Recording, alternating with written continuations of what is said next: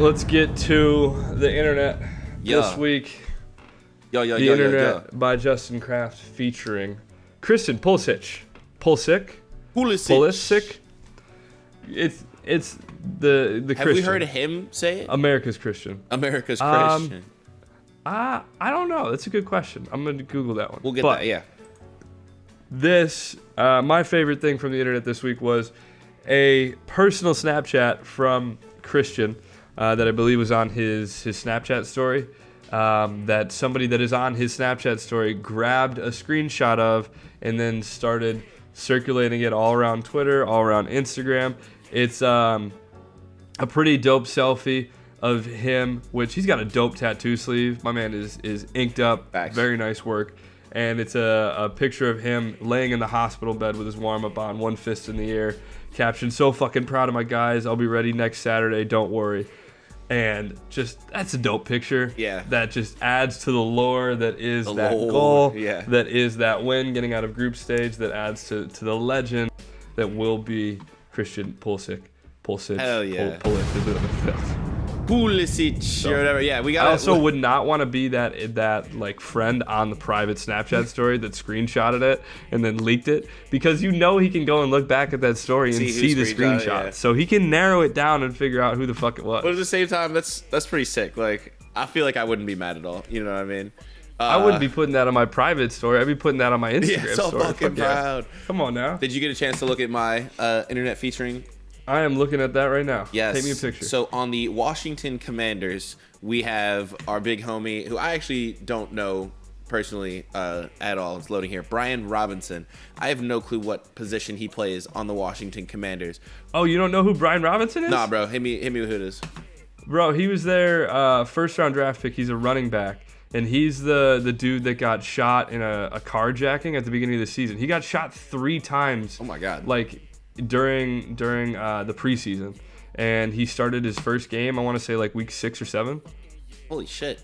Well, yeah, he's a G. This is Brian Robinson, and he said his friend has a big hat company, and if he added to the reporter, "If you want a big hat, let me know." And I'll include both pictures of Christian Pulisic and of Brian Robinson here.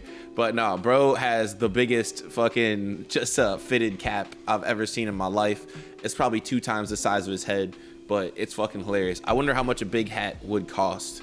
And honestly, if I see anything in the comments here, the big hats have been blowing up because of this. Yeah.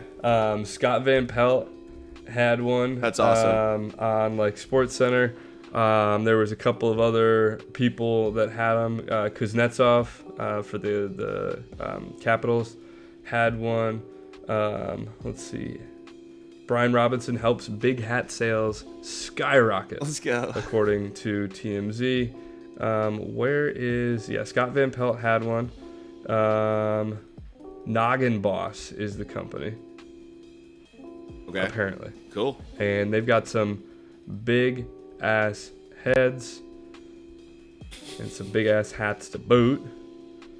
Yeah, man. In general, I just thought this shit was funny as hell. And I'm wearing a fitted right now. $75. God damn. It's a big hat, bro. A normal size hat's expensive. gonna cost you like $40, like $50. I thought this was gonna be on some like Balenciaga shit, where this hat is like $850. Oh no, bro. We should get big hats.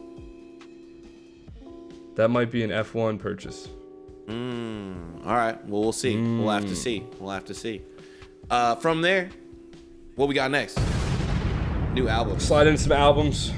Oh, true. New albums. This week I have kind of an old album with a new addition. It was an album that released earlier this year from Westside Boogie, formerly just Boogie, but he added the Westside because I have a hunch that he was getting confused with Boogie with a Hoodie. Yeah. And people were just thinking that he was a Boogie with a Hoodie, but he's not. He's Boogie. He's a different dude. Westside Boogie. He's Westside Boogie. Stupid. I think he's got a very unique voice, and he's a very good writer. He's got good lyrics and good wordplay, and I think his sound is he's got a unique sound that is very different from everything that's like super popular and mainstream right now. So his album, More Black Superheroes, again released earlier this year, and he just released a limited edition version of this album this week, featuring a couple of live tracks, one of which with a guest verse from Soulja Boy Tillum. Soulja. No, that's what's up. I actually have not heard that. Check it out. That's a like a huge industry hack that I've noticed has been happening the past couple of years. What, doing to the get re-release? your streaming numbers up? Yeah, because they just do a extended edition or limited edition or whatever it is with like 5 new tracks on it, and then you get plays on both albums. Yep. And you help that album go like platinum because you're getting streams through like 2 or 3 different versions of the project. You get the singles, you get the album, you get the limited edition with the bonus tracks. The videos all count towards your streaming numbers. Like, yeah, it's all wrapped up in one little nice little bow on it. You know what I mean? Shout out West Side Boogie. My album here, I actually didn't write down an album, but I wanted to go back to Taylor Swift. And I wanted to talk about Taylor Swift here because there have been some updates, of course, with Taylor Swift. And, I mean, we're talking about the Ticketmaster debacles and stuff like that. And shout out Taylor for being one of the most streamed artists of this year. Had to be. On Spotify Wrapped, she was number 2 to Bad Bunny's number 1, I believe. So, you know, slight L, but number 2 is not bad, you know. But in general, I want to talk about the album because I actually sat down and listened to Taylor Swift album. It's pretty damn good. It's not worth $5,000 tickets and shit like that, but it's pretty damn good. So if you have a chance and haven't been inundated with enough Taylor Swift yet, check out the new Taylor Swift album. And then go get yourself some tickets and riot against Ticketmaster, and we shall overthrow our malevolent governors. That's all I got. Should we get to top 3? Yes. I didn't put it on there, but I do have a top 3 for us. What is it? We are going to do top 3 because the Grammy nominations did just come out. Again, we do kind of disavow the Grammys. It's just an award show put on by rich old white dudes that just gatekeep the music industry and don't really know a goddamn thing about the culture or music in general. But regardless, we are still going to try and piggyback off of their prominence, their notoriety, and just, you know, them. So with that being said, the top 3 this week is going to be top 3 Grammy nominated records of the year. So we have, I believe it is 8 nominees to choose from. And actually, no, I'm sorry. That's 3. That's 10 nominees to choose from. Fact. And I am going to let you take the first pick. Okay, so am I picking who I think is going to win or who I want to win? You're just taking yours. I'm picking top 3s. Top 3. Okay. Top 3. So just kind of go over the list here. We got ABBA, who's on the list here again. Don't shut me down. I'm just going over the list in general here before my top 3. Okay. We got Adele's album, Easy on Me. We got Beyonce, Break My Soul. We got some Mary J. Blige snuck her way onto this. Okay. Brandy Carlisle featuring Lucius. Okay. All right. Doja Cat, for sure. Steve Lacy, Kendrick Lamar, Lizzo, and Harry Styles. So record of the year. And this is always tough because there's so many different genres and you got to think about this always confuses me too because it's called record of the year, but it's actually a song. It's a song, yeah. It's like a single, basically, like cut of the year. And I don't know, man. I'm... So it's a difference here, right, between what I think is going to win and what I know is closer to winning. And then there's also a difference between me personally, what I think is a big contribution to music versus what made a lot of money this year, right? So let's go for my top 3. I'm going to go number 3, Break My Soul by Beyonce, because I feel like that song, 1, made a lot of money, got the Beyonce hype back too, and then was a big song anyway. 2, I'm gonna go. Hey, whoa. Oh, you're going next. My bad. Whoa. I'm too deep in the list now. Yeah, go.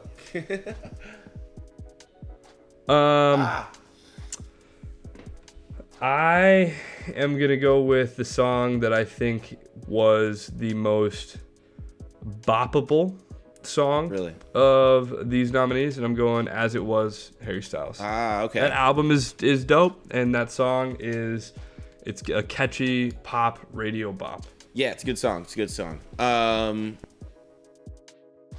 All right, so next, since I forgot we're going back and forth here, I'm going to just take one that's probably my favorite one on the list this year. Steve Lacy, Bad Habit. What a huge song.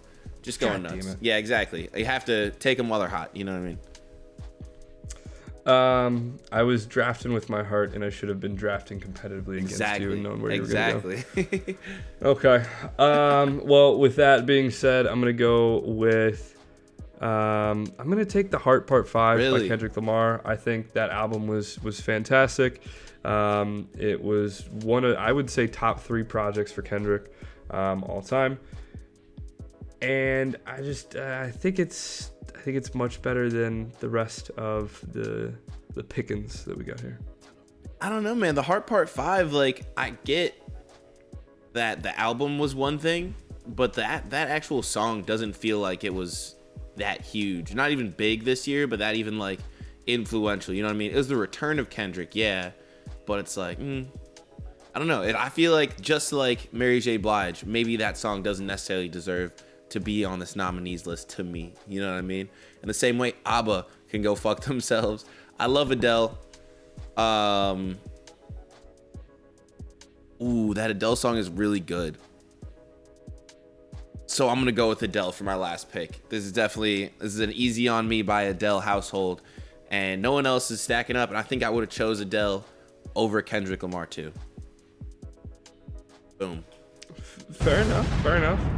I am going to... I mean, you do have two nominees that are women on your podium. So good on you. But I'm going to be very progressive. I'm going to be an ally to the feminist movement, and I'm going to take Woman by Doja Cat. I thought you were going to take Lizzo, be an ally to the gays. Yeah, it's good. To the gays and the theater kids. No, shout out Doja Cat. That song is great, but also is probably my least favorite Doja Cat song, if I'm going to be honest. Wooma, wooma, wooma. That shit's annoying. Doja Cat has so many great bangers and verses, but I mean, hey. It kind of sounds like it's a song that wants to be like an African bop. Yeah, it's like it should have been a World Cup song. Like a very like it sounds like it would be a song by like Rema with a Doja Cat feature. That'd be fire, and she would have killed that. But yeah, I mean, same way with the Kendrick Lamar things. I feel like Woman really is not the best, representation of Doja Cat's work that she's done this year.